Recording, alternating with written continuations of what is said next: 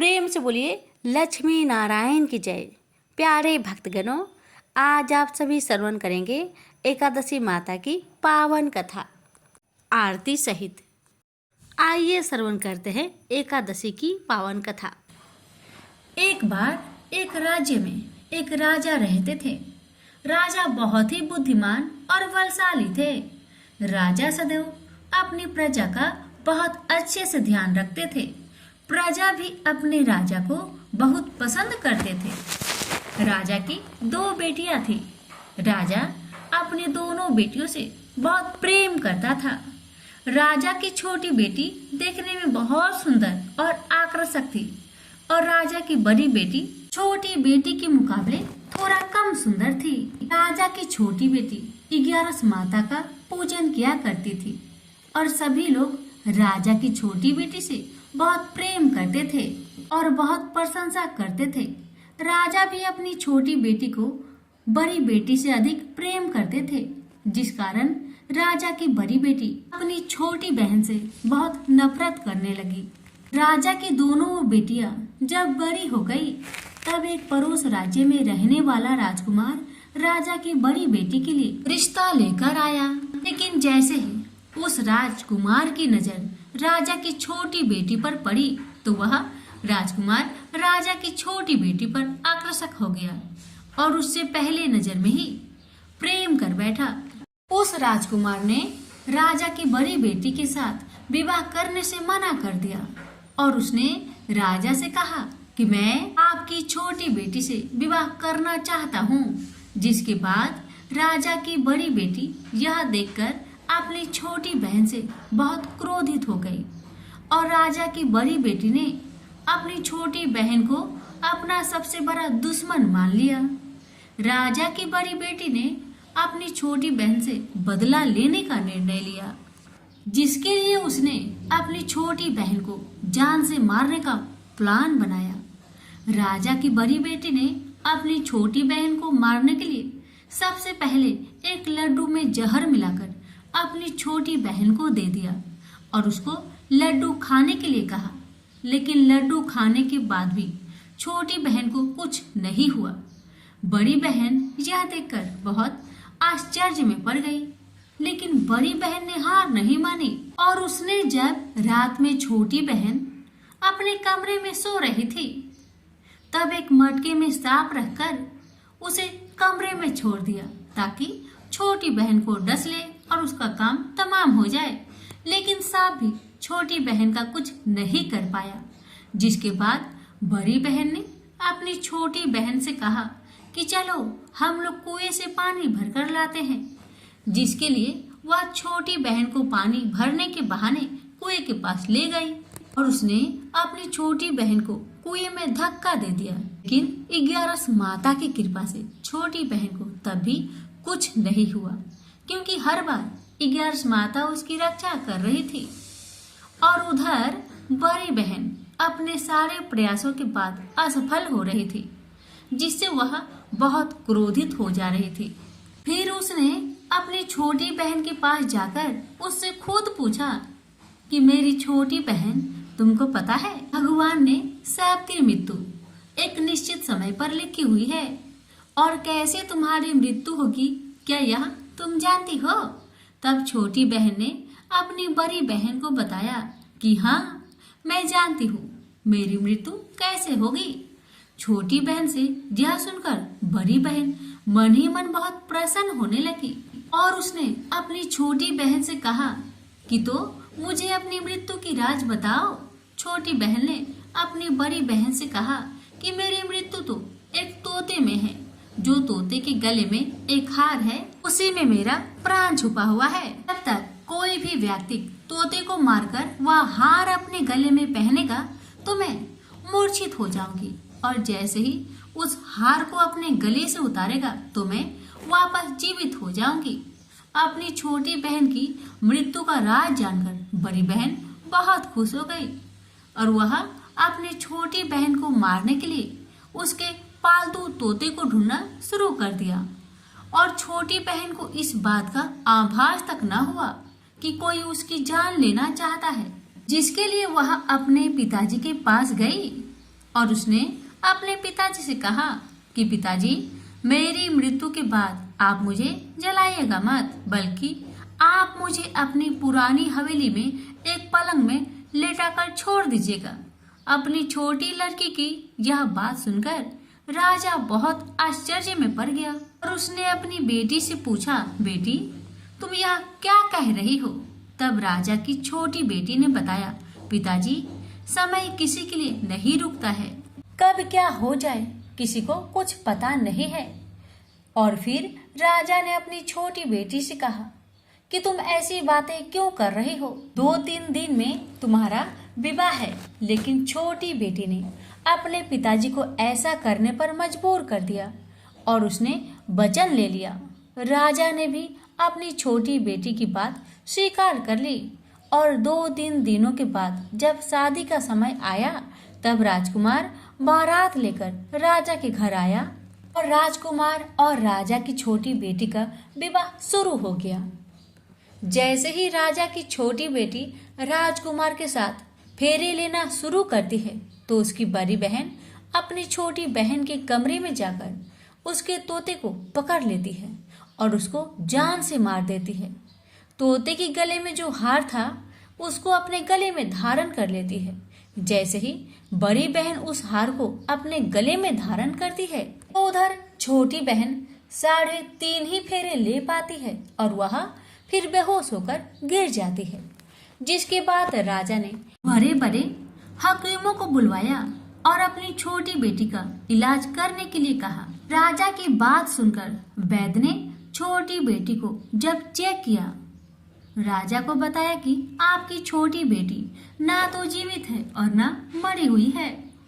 यह मैं ऐसी पहली बार देख रहा हूँ। राजा ने वैद्य और हकीम को ये बात बाहर बताने से मना कर दिया कि अगर तुमने यह बात किसी को बाहर बताई तो मैं तुम्हें फांसी दे दूंगा। राजा ने ऐसे दोनों को धमकाया। राजा ने अपनी छोटी बेटी को पुराने महल में जाकर एक पलंग में लेटा दिया और वहां पर कुछ सैनिक को तैनात कर दिया। वापस अपने महल पर आ गया। राजा की बड़ी बेटी अपनी पिताजी के पास आई और कहने लगी, पिताजी, अगर यह शादी संपन्न नहीं हुई तो आपकी इज्जत का क्या होगा? आप कहे तो मैं आपकी इज्जत बचाने के लिए राजकुमार से शादी करने के लिए तैयार हूँ।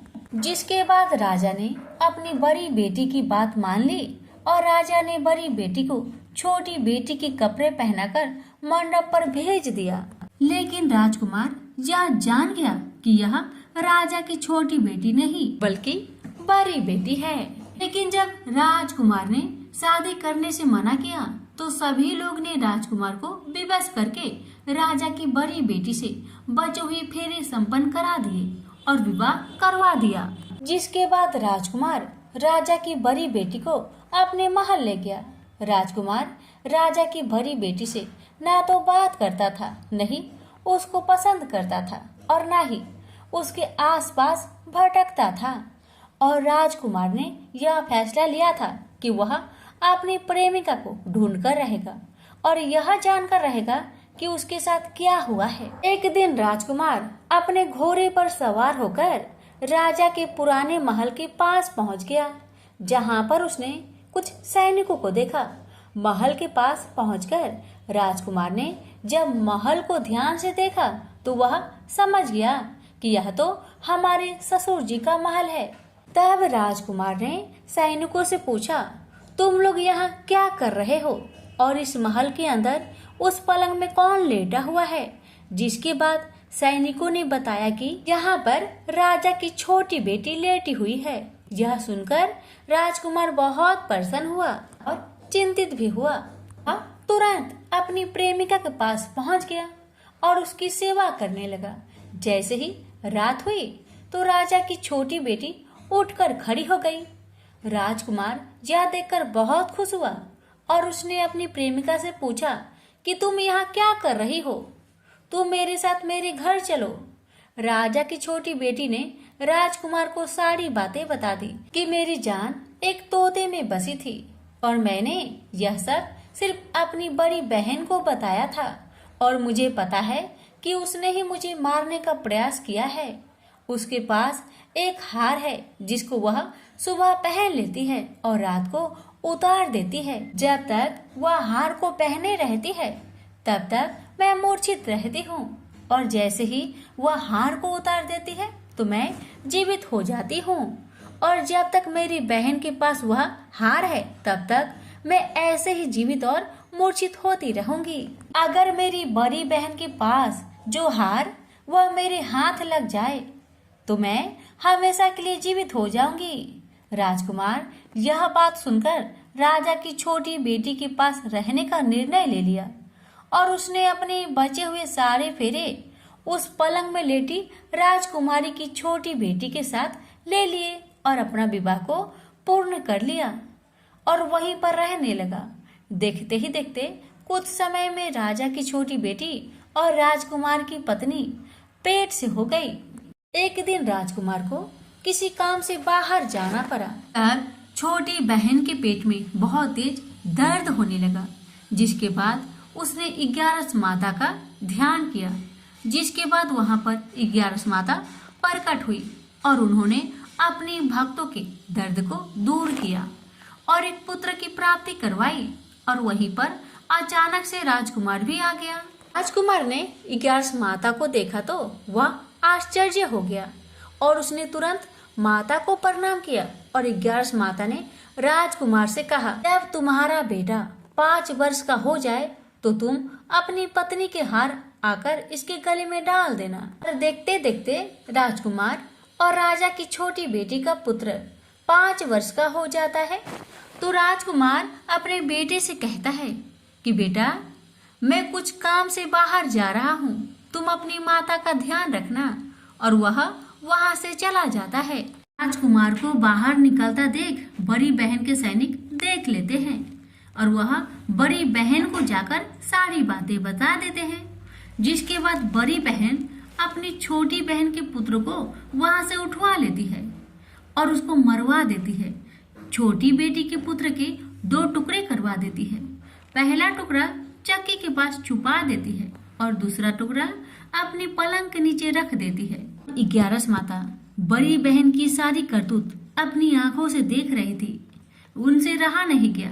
वह एक भिखारी का रूप लेकर बड़ी बहन के पास चली आती है, जिसके बाद वहां पर भिक्षा मांगने लगती है। बड़ी बहन अपने नौकरों से कहती है कि जाकर भिक्षा दे दो, लेकिन जैसे ही नौकर 11 माता को भिक्षा देने के लिए आते हैं तो माता उन्हें मना कर देती है और कहती है कि मैं तुम्हारे महारानी से ही भिक्षा लूंगी, जाओ जाकर कह दो। इसके बाद बड़ी बहन स्वयं ही भिक्षा देने के लिए माता के पास आती है। तब माता एक बिल्ली का रूप लेकर उसके कमरे में चली जाती है और वहां पर छोटी बेटे के पुत्र के टुकड़े को जोड़ देती है और उसे जीवित कर देती है। उसे वहां से ले जाती है। राजकुमार अपने बेटे को लेकर अपनी पत्नी के पास जाता है और उसे कहता है कि तुम इसका ध्यान रखना। अगर तुम इस बच्चे का अच्छे से ध्यान रखोगी तो मैं तुमसे बात करूंगा। एक दिन राजकुमार बच्चे से कहता है कि तुम मम्मी से उनके गले का हार मांग लो। जिसके बाद राजकुमार का लड़का अपनी मम्मी के पास जाता है और कहता है कि मम्मी, मुझे तुम्हारा हार चाहिए जो तुमने गले में पहन रखा है। यह सुनकर पहले तो बड़ी बहन बहुत क्रोधित होती है, पर उसको यह याद आता है कि राजकुमार ने कहा था कि अगर मैं इस बच्चे का ध्यान रखूं तो वह मुझसे बात करेंगे। जिसके कारण वह हार को उस बच्चे को दे देती है और वह तुरंत हार ले जाकर अपने पिताजी को दे देता है। और तभी राजकुमार अपने बेटे को लेकर वहां से जाने लगता है और अपनी पत्नी से कहता है कि तुम हमारे लिए खाना बनाकर रखना, मैं शाम को आकर तुम्हारे साथ खाऊंगा। और वह अपने बेटे को लेकर वहां से चला जाता है। जिसके बाद वह राजा के पास जाता है और उनको सारी बातें बता देता है।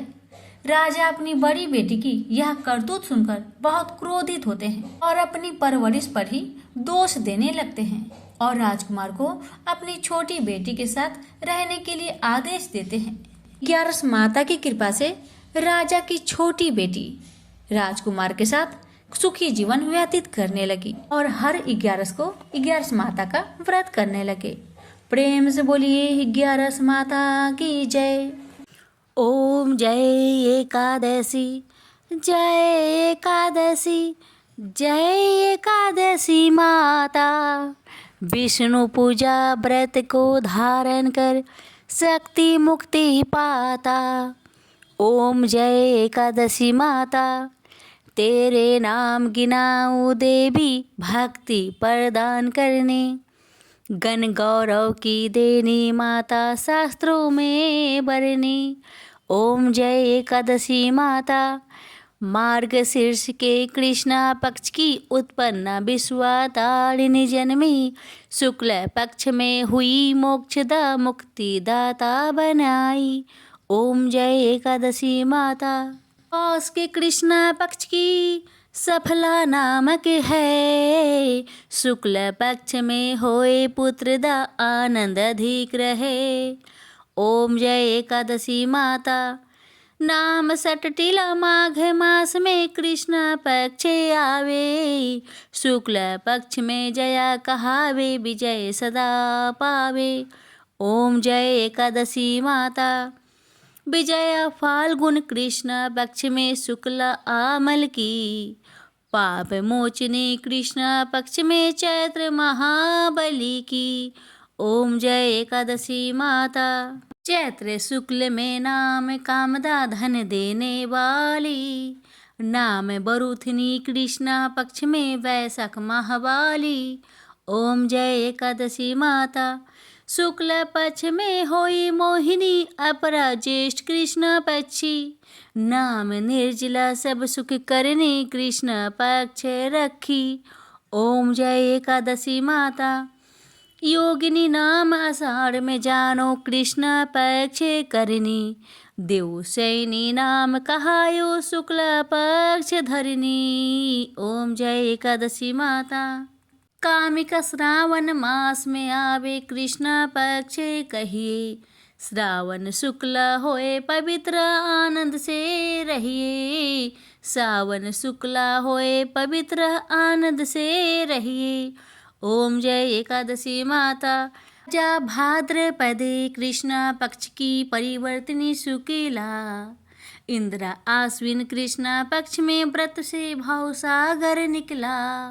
ओम जय एकादशी माता, पापंकुशा है शुक्ला पक्ष में आप हरण हारी। रमा मास कार्तिक में आवे सुखदायक भारी।